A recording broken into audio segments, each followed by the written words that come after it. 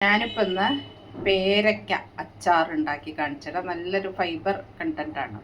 ഇത് ചിലർക്ക് gas problem ഉണ്ടാക്കും. അപ്പോൾ ഇങ്ങനെ ഉണ്ടാക്കി കഴിച്ചാൽ നല്ലതാണ്.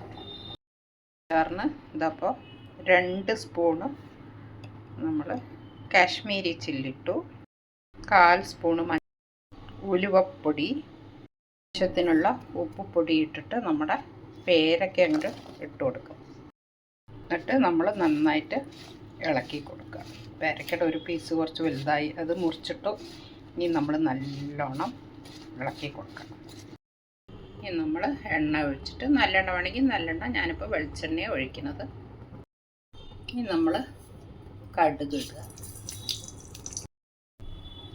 ചുവന്ന മുളകിടുക, കരിവേപ്പില, വെളുത്തുള്ളി, കായപ്പൊടി ആവശ്യമുള്ളത് ഓരോരുത്തർക്കും ഓരോരോ,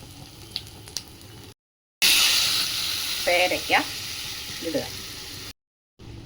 വിനീഗറോ അല്ലെങ്കിൽ വിനീഗർ പറ്റാത്തവർക്ക് നാരങ്ങ ഒഴിച്ചിട്ട് നമുക്ക് സെർവ് ചെയ്യാം.